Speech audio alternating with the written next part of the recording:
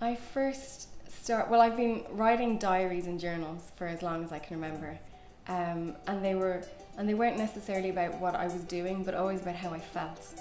I think that was I always had a very busy head, and the only way I could figure things out, even from a young age, was to write things down.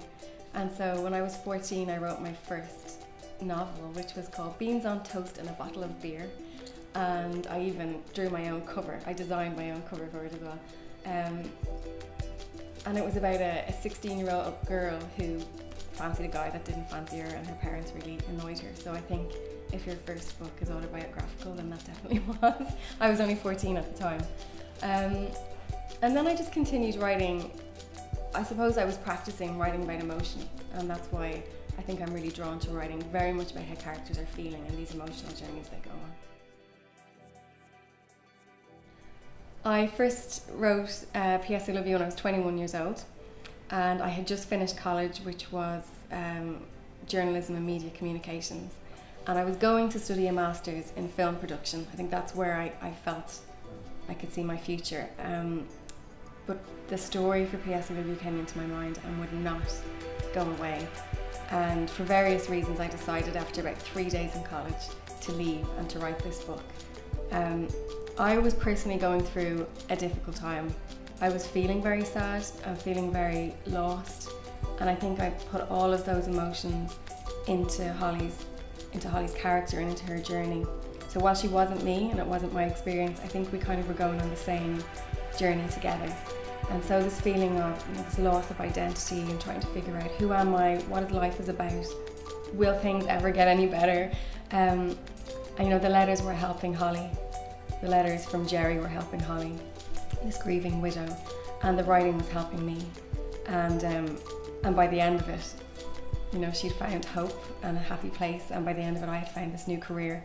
So life completely and utterly changed for me because of P.S. I Love You.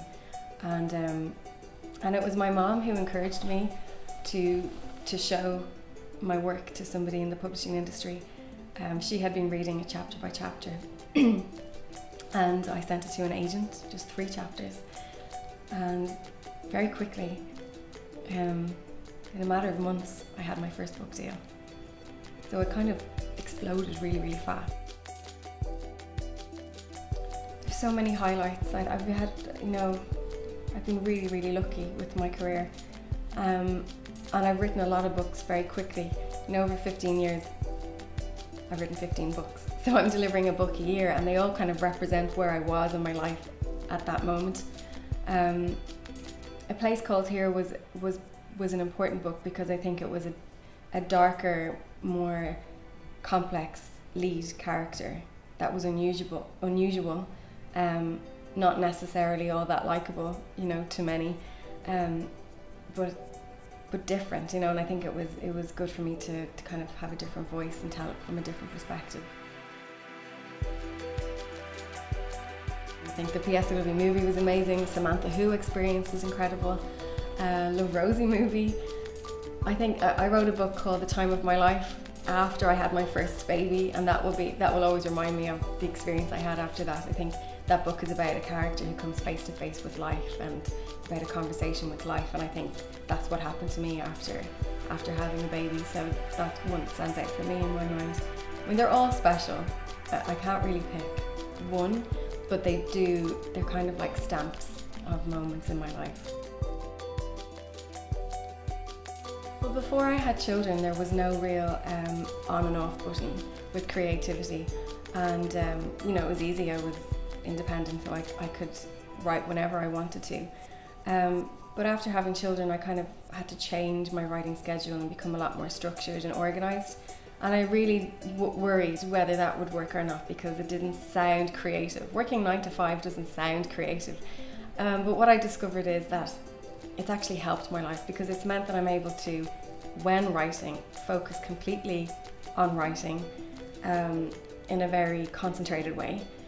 And then I can, at 6 o'clock or whatever time I finished, lock the door on work and go home and have life and enjoy life for being, separate from work. I think that was a very important thing to do, and The Time of My Life is a book that marked that moment when I made that decision.